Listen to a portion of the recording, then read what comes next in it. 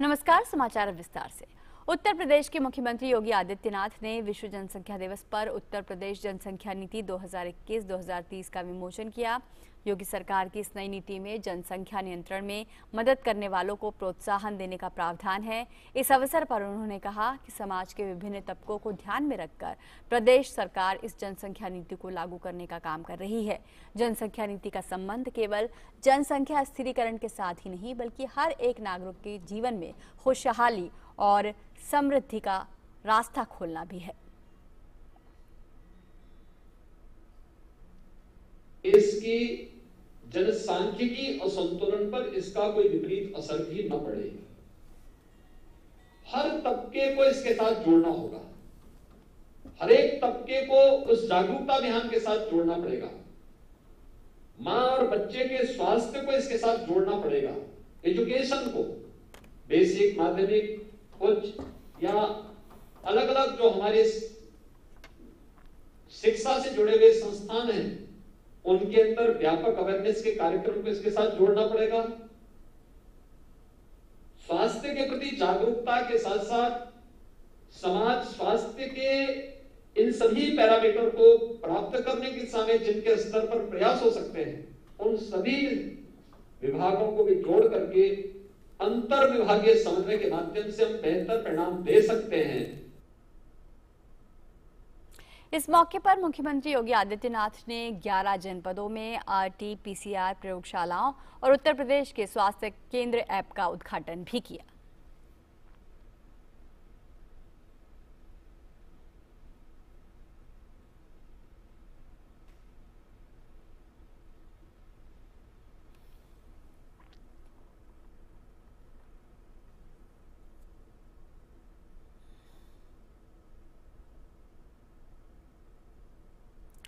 प्रधानमंत्री नरेंद्र मोदी ने देश के लोगों से प्रेरणादायक लोगों को पद्म पुरस्कारों के लिए नामांकित करने के लिए कहा है।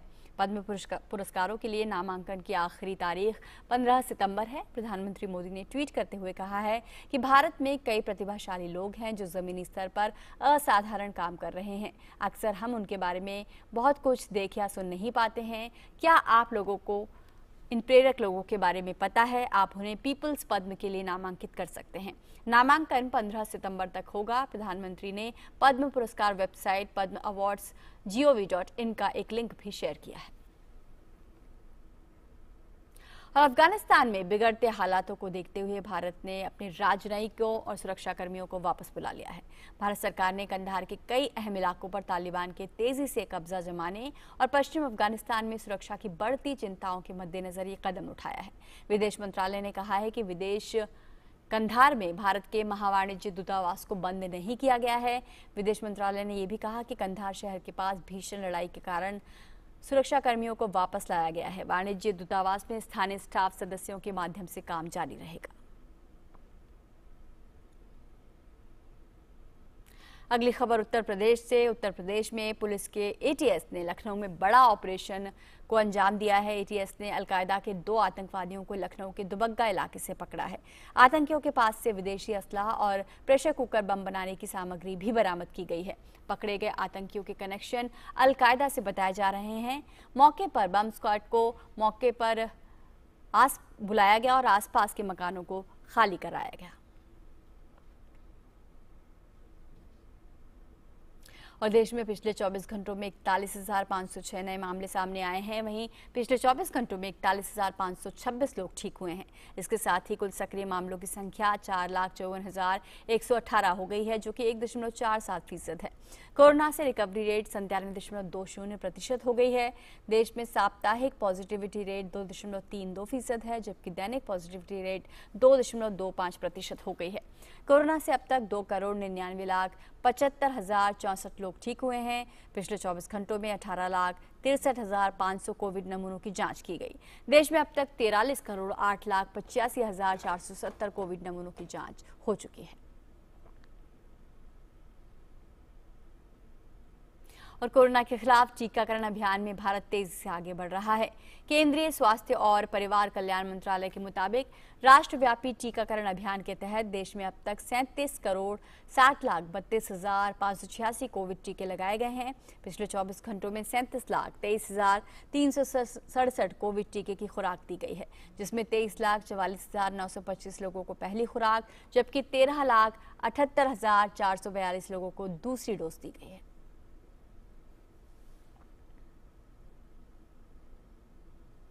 राजस्थान में कोविड के मामलों में लगातार कमी को देखते हुए राज्य सरकार ने लॉकडाउन में ढील देने का फैसला किया है। नए दिशा निर्देशों के मुताबिक कोविड वैक्सीन की पहली खुराक ले चुके लोगों को सिनेप्लेक्स, कौशल प्रशिक्षण केंद्रों, इंडोर खेल परिसरों, सभागारों और प्रदर्शनियों में जाने की छूट दी गई है। इसके अलावा राज्य सरकार ने वीकेंड कर्फ्यू भी हटा दिया है। नए दिशा निर्देश आज सुबह 5 बजे से लागू हो गए हैं। सरकार ने सिनेप्लेक्स, थिएटर और प्रदर्शनियों की अनुमति दे दी है। दिशा निर्देशों के मुताबिक मल्टीप्लेक्स सुबह 9 बजे से रात 8 बजे तक 50% क्षमता के साथ खुलेंगे। वहीं कौशल प्रशिक्षण केंद्र भी सुबह 8 बजे से रात 8 बजे तक खुलेंगे। ऑडिटोरियम और प्रदर्शनियों को भी सुबह 6 बजे से रात 8 बजे के बीच खोलने की अनुमति दी गई है। इसके अलावा जिन यात्रियों को कोविड वैक्सीन की कम से कम एक डोज मिल चुकी है, उन्हें कोविड की RT-PCR की नेगेटिव रिपोर्ट प्रस्तुत करने से राहत दी गई है।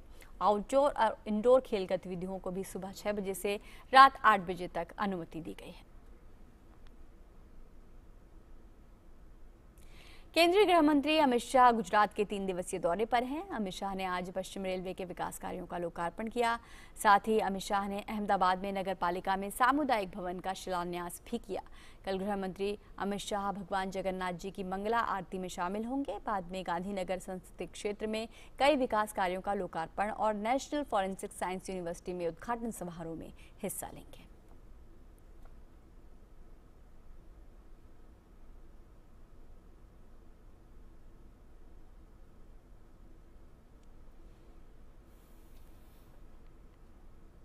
और ओडिशा के पुरी में 12 जुलाई से आयोजित होने वाली विश्व प्रसिद्ध जगन्नाथ रथ यात्रा के आयोजन के लिए सभी जरूरी इंतजाम कर लिए गए हैं। पिछले वर्ष भी की तरह इस वर्ष भी भगवान जगन्नाथ और उनके भाई बहनों का रथ महोत्सव कोरोना महामारी के कारण आम भक्तों के बिना ही आयोजित किया जाएगा। हालांकि भक्तों को लाइव प्रसारण के माध्यम से भगवान जगन्नाथ, भगवान बलभद्र और देवी सुभद्रा के दर्शन कराने के लिए डीडी नेशनल और डीडी ओडिया चैनलों पर लाइव प्रसारण का विशेष इंतजाम किया गया है, जिसे आप डीडी नेशनल यूट्यूब चैनल और डीडी ओडिया यूट्यूब चैनलों पर सुबह 6 बजे से देख सकते हैं। थावरचंद गहलोत ने आज कर्नाटक के 19वें राज्यपाल के तौर पर शपथ ग्रहण की। कर्नाटक के उच्च न्यायालय के मुख्य न्यायाधीश ने उन्हें पद और गोपनीयता की शपथ दिलाई। 73 वर्षीय गहलोत केंद्र में केंद्रीय सामाजिक न्याय एवं अधिकारिता मंत्री थे। इसके अलावा वे 1996 से 97, 1998-99, 1999 से 2004 और 2004 से 2009 तक देवास शाजापुर संसदीय क्षेत्र से लगातार चुनाव जीत चुके हैं। इसके बाद 2012 से अब तक वे राज्यसभा के सदस्य हैं।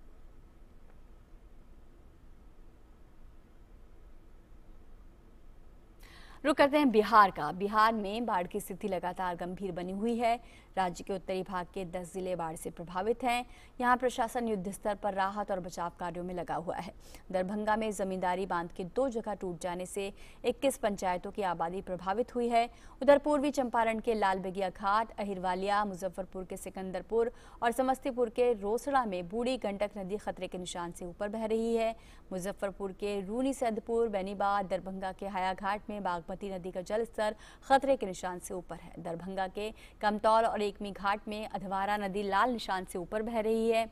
मधुबनी के झंझारपुर में कमला बलान नदी, खगड़िया के बलतारा में कोसी नदी, पूर्णिया के ढेंगरा घाट में महानंदा और अररिया में परमान नदी का जलस्तर खतरे के निशान से ऊपर है। समस्तीपुर जिले में बूढ़ी गंडक सहित अन्य नदियों के जलस्तर में वृद्धि से कई इलाकों में बाढ़ का पानी फैल गया है। समस्तीपुर दरभंगा रेलखंड के डाउन लाइन पर ट्रेनों का परिचालन बंद है।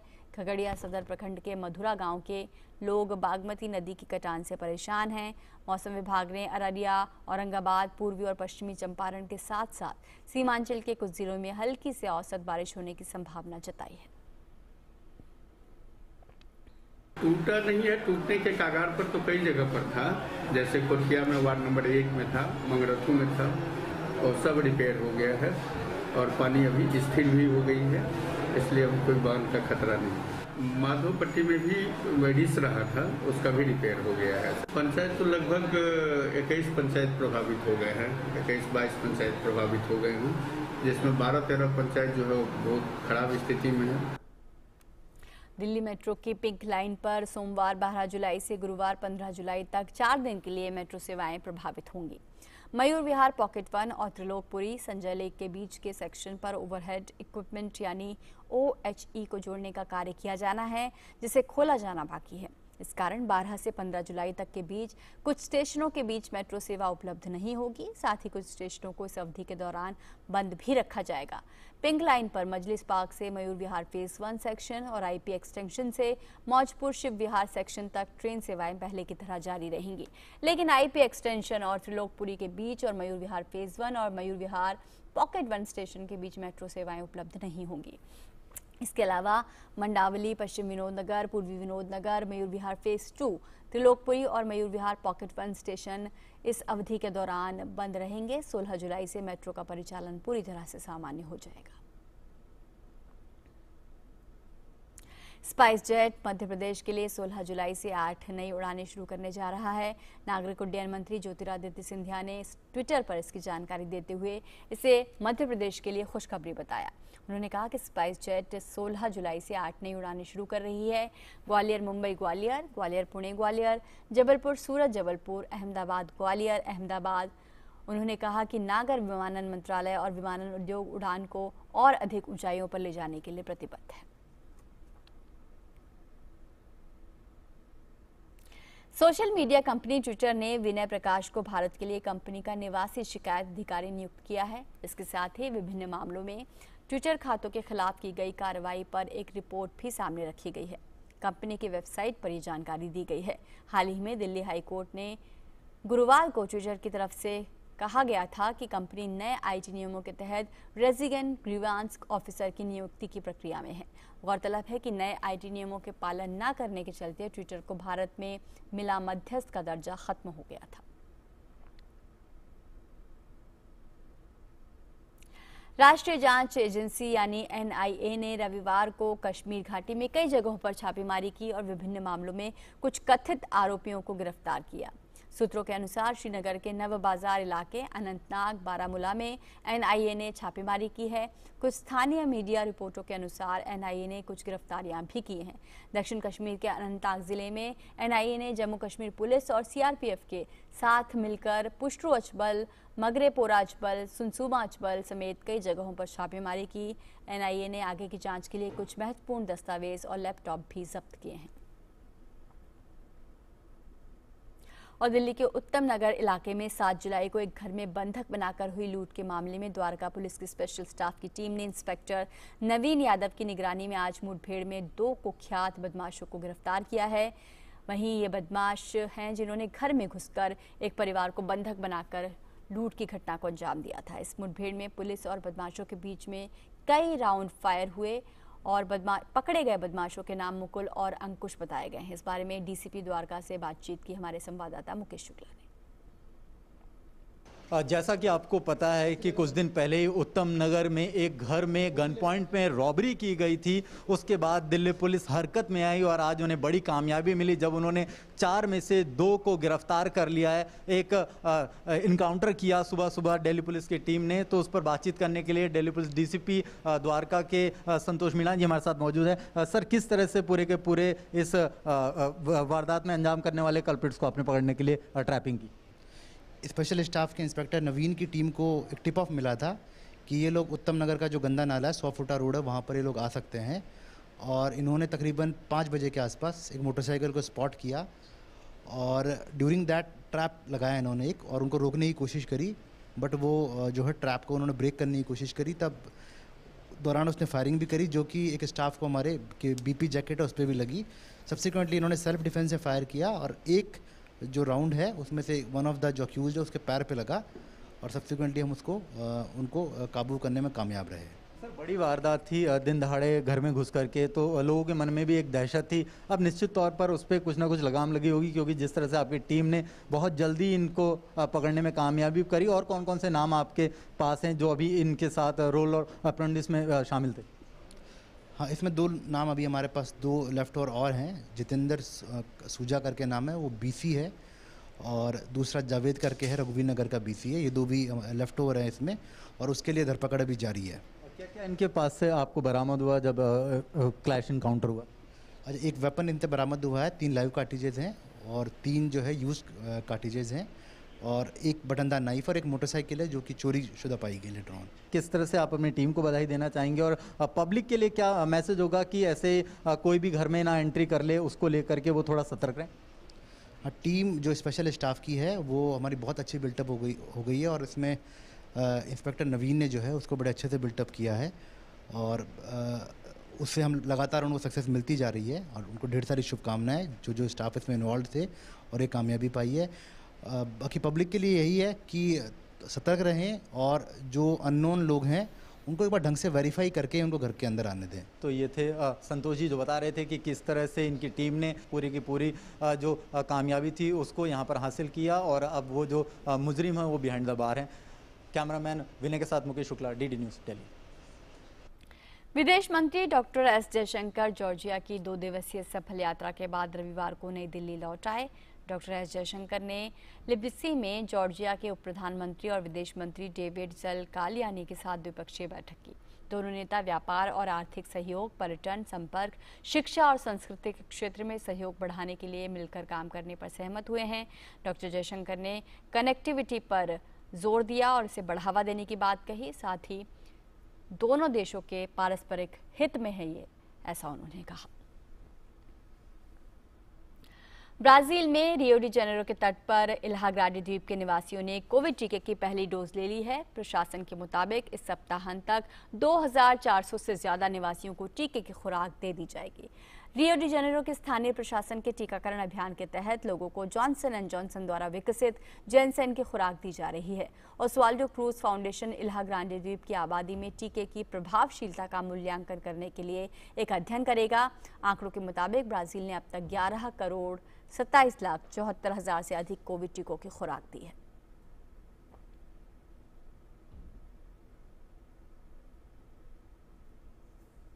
और आज विश्व जनसंख्या दिवस है। हर साल 11 जुलाई को ये दिवस मनाया जाता है। प्राकृतिक संसाधनों का समुचित दोहन कर मानव समाज को सर्वश्रेष्ठ बनाए रखने के लिए बहुत जरूरी है कि विश्व जनसंख्या दिवस की महत्ता को समझा जाए। अत्यधिक तेज गति से बढ़ती जनसंख्या के प्रति लोगों में जागरूकता लाने के उद्देश्य से ही ये दिवस मनाया जाता है। यह जागरूकता मानव समाज की नई पीढ़ियों को बेहतर जीवन देने का संदेश देती हैं। बच्चों को बेहतर शिक्षा, स्वास्थ्य, वातावरण सहित अन्य आवश्यक सुविधाएं भविष्य में देने के लिए छोटे परिवारों का महत्व भी बढ़ता जा रहा है। रुक करते हैं खेल की दुनिया का। अर्जेंटीना ने कोपा अमेरिका का खिताब जीत लिया है। रोमांचक फाइनल में अर्जेंटीना ने ब्राजील को 1-0 से हरा दिया। अर्जेंटीना की ये 1993 के बाद पहली खिताबी जीत है। दोनों ही टीमों की तरफ से शुरुआत से ही आक्रामक खेल देखने को मिला। अर्जेंटीना ने पिछली बार 1993 में कोपा अमेरिका का खिताब अपने नाम किया था। टीम के स्टार स्ट्राइकर और कप्तान लियोनेल मेसी का देश के लिए ये पहला खिताब रहा।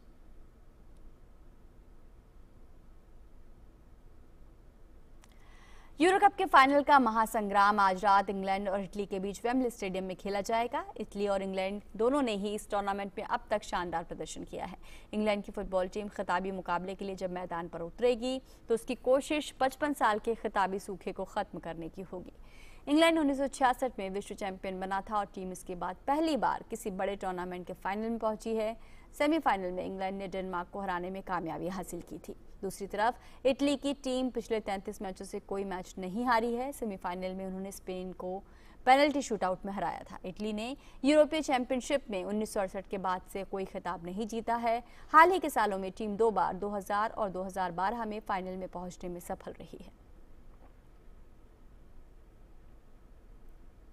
ऑस्ट्रेलिया की एशले बार्टी विंबलडन की नई चैंपियन बन गई हैं। विश्व नंबर 1 बार्टी ने महिला एकल के फाइनल में चेक गणराज्य की कैरोलिना प्लिस्कोवा को कड़े मुकाबले में 6-3, 6-7, 6-3 से हराकर पहली बार विंबलडन का खिताब अपने नाम किया। ये बार्टी का दूसरा ग्रैंड स्लैम खिताब है। विंबलडन की महिला एकल के खिताबी मुकाबले में विश्व की नंबर 1 खिलाड़ी ऑस्ट्रेलिया की एशले बार्टी के सामने थी चेक गणराज्य की कैरोलिना प्लिस्कोवा की चुनौती। दोनों ही खिलाड़ी पहली बार विंबलडन के फाइनल में उतरी थी और टक्कर भी जोरदार हुई। फाइनल में जीत की प्रबल दावेदार मानी जा रही बार्टी ने शुरुआत भी उसी अंदाज में की और पहले सेट में 2 बार प्लिस्कोवा की सर्विस तोड़कर सेट को 6-3 से सेट अपने नाम किया। दूसरे सेट में स्थिति बदली हुई दिखाई दी। एक सेट गंवा चुके प्लिस्कोवा ने दमदार खेल दिखाते हुए वापसी की। टाई ब्रेकर तक गए इस सेट को 7-6 से जीतकर प्लिस्कोवा ने मुकाबले को तीसरे और निर्णायक सेट तक पहुंचा दिया।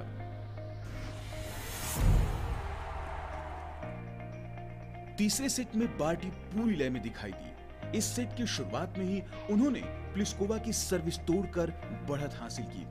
इसके बाद विश्व की नंबर 1 खिलाड़ी बार्टी ने चेक खिलाड़ी को वापसी का कोई मौका नहीं दिया और सेट को 6-3 से जीतकर मुकाबले को 6-3, 6-7, 6-3 से अपने नाम कर पहली बार विंबलडन चैंपियन बनने का गौरव हासिल किया। बार्टी ने इस तरह विंबलडन महिला सिंगल्स में ऑस्ट्रेलिया का 41 साल का इंतजार खत्म किया। उनसे पहले आखिरी बार 1980 में ऑस्ट्रेलिया की इवॉन गुलागोंग कॉली ने खिताब जीता था। इसके साथ ही बार्टी महिला सिंगल्स में विंबलडन का खिताब जीतने वाली तीसरी ऑस्ट्रेलियाई खिलाड़ी बन गई हैं। 2011 में बार्टी ने 15 साल की उम्र में जूनियर चैंपियनशिप जीती थी। ये उनके करियर का दूसरा ग्रैंड स्लैम खिताब है। इससे पहले उन्होंने 2019 में फ्रेंच ओपन के रूप में पहला खिताब जीता था। Sports desk, DD news.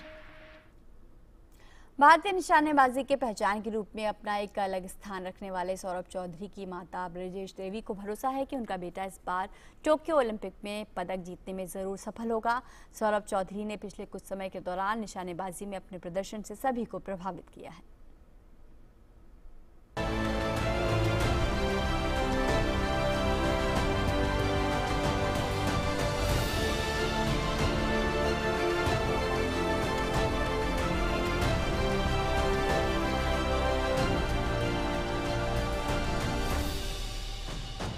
बहुत मेहनत ही कर रहा है। पूरे लॉकडाउन में भी बहुत मेहनत अपने काम से काम रखता था और यही उम्मीद है कि अच्छा ही करे, जैसा अब तक अच्छा कर रहा वैसे ही यही चाहेंगे कि जैसे देश का नाम एशियन गेम में भी उसने रोशन किया, आगे भी ऐसे ही करे।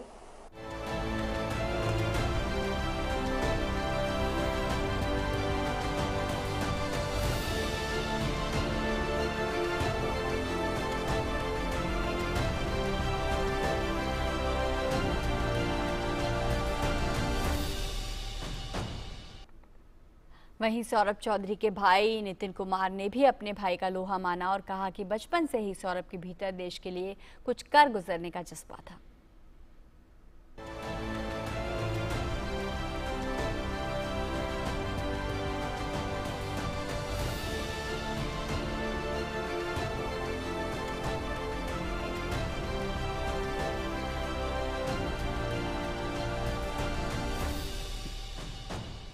सेवन्थ की क्लास में था वो, तब स्टार्ट किया था खेलना।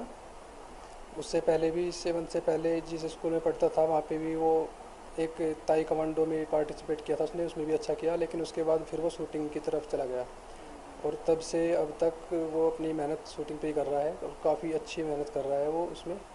और उसमें कई सारे उसने मेडल भी लिए हैं, अवार्ड्स भी मिले हैं उसको, तो उसके लिए अब तक सब कुछ अच्छा रहा शूटिंग।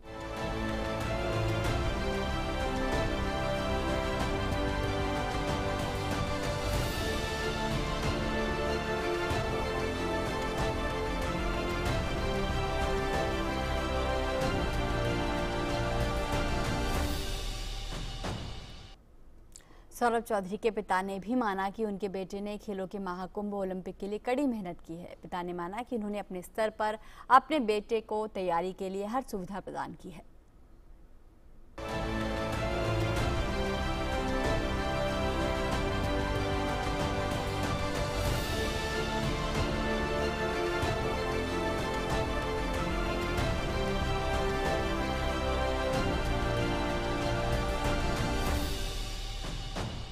हमें तो उम्मीद अच्छा लग रहा है। वैसे तो उम्मीद तो ये है वो गोल्ड मेडल लाए, देश का नाम रोशन करे और हम सभी का भी नाम रोशन करे। उसमें तो वैसे शांत स्वभाव का रहा जी, वो अब भी शांत स्वभाव का ही है और अपने काम से काम रखे जी। स्पोर्ट में मेहनत करता है, अपनी पढ़ाई में मेहनत करता है और ठीक चल रहा है।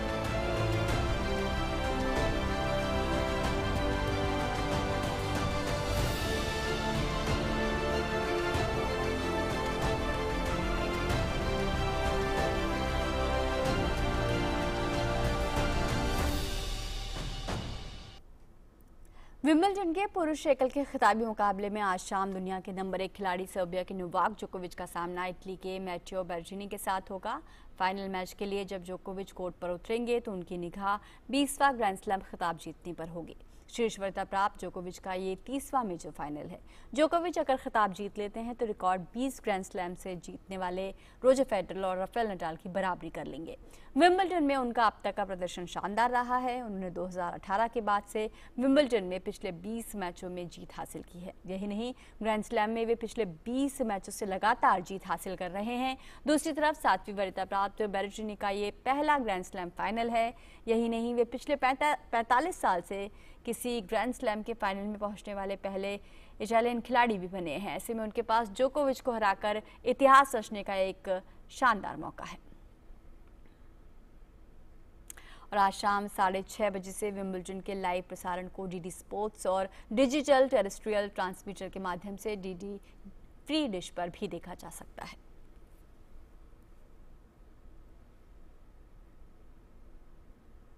तो इस समाचार बुलेटिन में फिलहाल इतना ही। हमें दीजिए आज्ञा। नमस्कार।